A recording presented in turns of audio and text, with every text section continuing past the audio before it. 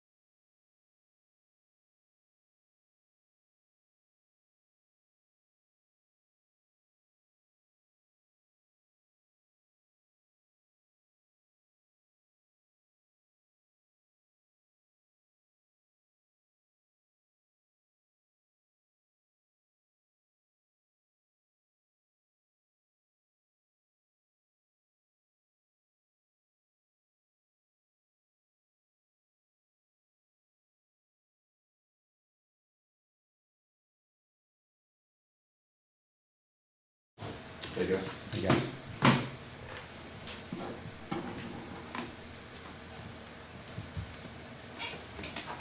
We've asked about Chase before, but how much do you think the improvement you guys have had as a defense correlates directly with his return? Some of it, for sure. I think our pass rush has definitely improved with him coming back, and I think our third down defense has really improved as a result of that. And then I think that, everybody's just benefiting from, a premium player coming back, and, what that does for everybody in the run defense and in the pass defense. So I think the DBs can do their job better because there's just more, total pass rush. You put all that together, and I just think, it's been noticeable. And I think his improvement as a player has also been noticeable, which I think has helped everybody out. I'm curious from a coach's perspective of, when Chase was coming out of the draft, a lot of people labeled him as generational. When you're reviewing scouting process, do you ever use that term, and do you actively try to avoid it? And what does it do for a guy if he is labeled that? And I guess specifically. Yeah, I think that those types of words get thrown out far too regularly. It's definitely not fair to many. Nearly impossible to live up to something like that. I think everybody held Chase in the highest regard, and everyone felt like he was going to be a premium player in the league. But generational, I mean, that's a tough tag to live for anybody to live up to. So I feel like, he got off to such a good start in his pro career, being defensive rookie of the year. And then, then you go through a couple of seasons where the NFL adversity hits you in one shape or another, in terms of injuries and your team. You lose a coach, you get traded. But I mean, he's accomplished quite a bit, and I think he's hung tough, and I think he's improved, and I think that's the sign of a competitor. And he's accomplished a lot. I mean, he's played in a Super Bowl. He led this team in sacks last year. He's, having a heck of a year this year for us, and he just needs to stay on track. He's only 26 years old, and he and I have had this conversation as well. His best is in front of him. He's just got to keep, competing hard, believing in himself to get there. So we're happy we have him. Is his get off elite? It seems like you watch him and you almost think he's offsides because he gets off the line so quickly. And we wish he wouldn't go offsides, guys. Yeah. But I mean, is that part of his game? Kind of just how is he so fast getting off the line? Is he able to just time the snap? Yeah, we spent a lot of time, talking about snap indicators and shot clock and quarterback mannerisms, motion mannerisms, using different tells so that you can, get a jump. It's one of the best advantages you have as a defensive player is if you can win, at the line of scrimmage. So he's a much better player when he has consistent takeoff. Sometimes that doesn't happen all the time for him in the run game, and that's what we've worked really hard at is trying to get his run and pass get off to match each other, because that's when he's at his best. So we've worked hard at that with him, and he's improved. He's improving in the run game, which is where our main focus has been on. And then with his pass rush, we've been working at the top of the rush, making sure that he cleans his rush up and that he finishes on the quarterback. And I think he's done a great job of that this year of improving. Jay Rogers has been fantastic coaching him. In terms of the get off, between pass and run, what makes it different? As opposed Yeah, I mean, anytime it's a mixed down play where it could be either or, it's going to be a different get off than when it's a pass for sure, on a third down and whatever, 5, 6, 7 plus. So, again, the more consistency that he has in his, first and second down get off, mixed down get off, it's going to create more plays for him, run and pass, on those early downs. And again, those little things, Nick, we've really tried to emphasize with him because he is a sponge. He really wants to learn. And we've just tried to hold him to that high standard, which he's capable of. And, he's improving in that way, becoming an all-around player. How has that conversation been when it comes to, he's only 26 years old, despite having to play on a few teams already and having to overcome some injuries? How do you approach that dialogue when it comes to, you're only 26 and you have so much ahead of you? Yeah, I mean, we just talk about the facts of his tape. I think that's what we've tried to focus on is the reality of what your tape says. He's been very open to that. We've tried to use our past experience coaching other guys to his benefit. Also making sure that he knows where his strengths lie as a player and really trying to maximize those. And then those parts of his game that we feel like we can improve, just making sure that that's always at the front of, our teaching. And, Chase has been very open, and he's been a pleasure to coach. He holds himself to a high standard. He's been fun to coach that way. And again, the best is in front of him. But, I think as I mentioned earlier, we've seen real progress in his game this year, and he's definitely made a difference on our defense. How do you clean up the top of the rush? Yeah, just, you can win at the top of the rush, but in order to finish, there's things with your hands to just clean that up one more time to get that guy's hands off you.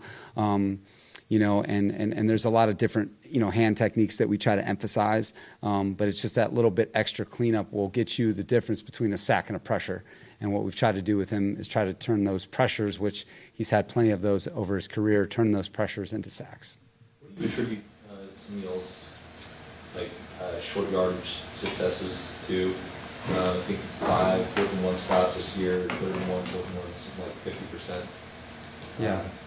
Is it kind of dirty work by guys like Ochsner Bullard, or is it full team? How do you kind of describe what you? Yeah, I think the first thing is making sure that you have the right mindset, the people that have the appetite for that type of down and distance, guys that are going to play a rugged and tough physical down at the point of attack. And then you need contact players in the second and third level. It's not just the D-line. It's going to be the second and third level that really has to pack a punch. I think you've seen it this year with DBs in that situation who have been, quality tacklers for us. When you have a middle linebacker, DeMario, who's as physical of a contact middle linebacker as anybody, that certainly helps. And then, we practice it a lot. We practice a lot of those high leverage situations. We scout it heavily and really try to pour into it because, I think I mentioned this before. Anytime you get into one of those D&Ds, whether it's a 3rd or 4th and 1 or it's like on the goal line, big things are at stake. So we try to cover it well, try to have a good plan for it, and then let the guys go try and execute it. I mean, analytically, those downs are huge, even though they're kind of in the offensive favor. Yeah. If you're getting off the field on those, it's taking away scoring opportunities. Big time. Yeah, you look at the win probability after knocking one of those downs. Totally changes the complexion of the football game, and I think that we've been able to do a good job of that this year. And we just need to stay the course because, as you mentioned, they're not easy downs, and you're just one game away of feeling different. I think he's improved his technique quite a bit. I think he's a lot more sure of himself that way. He's always been a very instinctive player. He's got the ball skills that you covet, but I think just understanding the techniques that we play for and then understanding how to apply that to a matchup, whether that's a specific player or a scheme. He's really grown. He's into football. He works at it. He's very coachable, and he's got real mental toughness. I think you saw it on display against Carolina.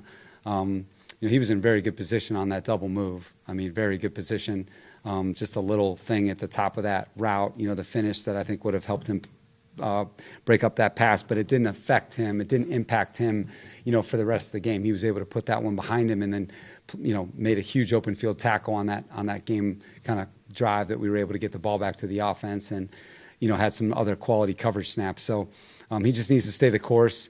There's a ton of football in front of him, and each week is going to be a big opportunity for him to learn and gain more confidence. But I think he played well last week for us. What do you think it is that allows DeMario to keep playing at such a high level of 36, 37? Is it physical ability still? Is it mental, blend of both? Where do you kind of fall on?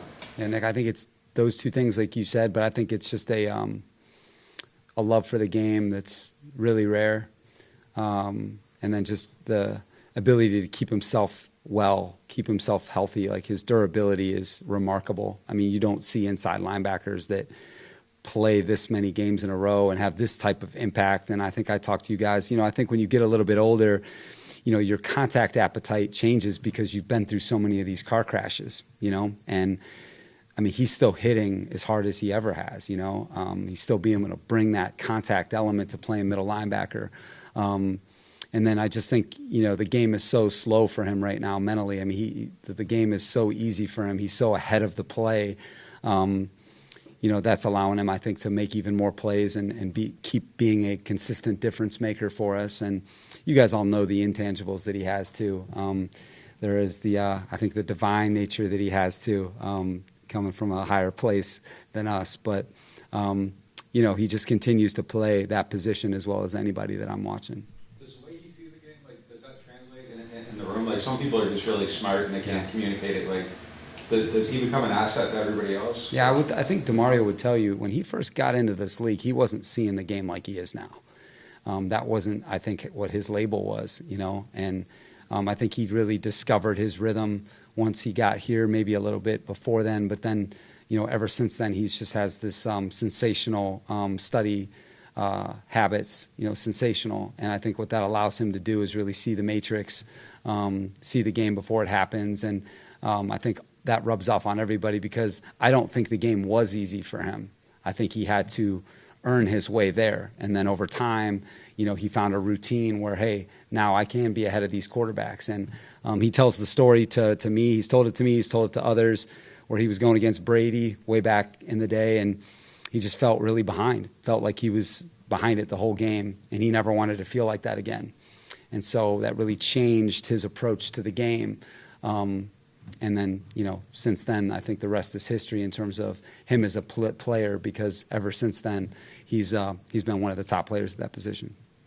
So you this offseason, just kind of, a lot of the players you added on defense are kind of responding to defense. Has that philosophy shifted in your time in the league, where you kind of seen teams build from inside out this way, or making sure that is solid before you can address the edges, corners, etc.? Yeah. Great observation. I think we were definitely mindful of that. I think our whole organization was trying to build a team inside out, just in general, but then defensively, when you're strong up the middle, you're going to have a chance to play consistent football. You're going to have a chance to have control of the game.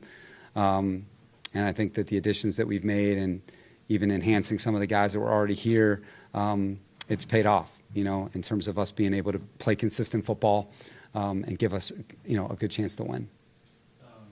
Pretty much 3 games without Justin Reed. What has been your kind of review of the second or the back end filling in and his absence? Yeah, I mean, I really feel like our safeties have given us really quality play since he's been out. I think Jordan, Jonas, and Terrell have all played winning football for us. I thought Jonas played probably his best game this past game. I was very, very pleased with how he played. And then, Jordan has played, a bunch of games now in a row that has played, very quality football back there. And Terrell's been steady the whole way. But we're fortunate. Terry's doing a great job with that group. RJ bringing those guys along, making sure that we're ready, because, we obviously lost Julian too. So, we've lost 2 starters in this season. And, to have that type of play and certainly development of a rookie player, we're fortunate. All right, guys. Okay, take care, folks.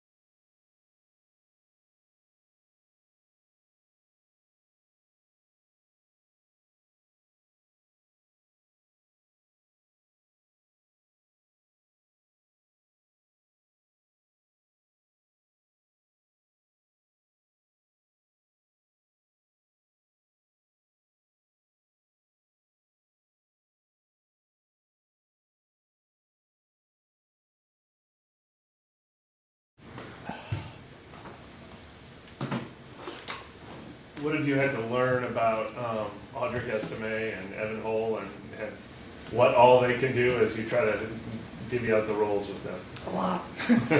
It's obviously, not having them here for a good majority of the season, it's kind of been a learn on the fly.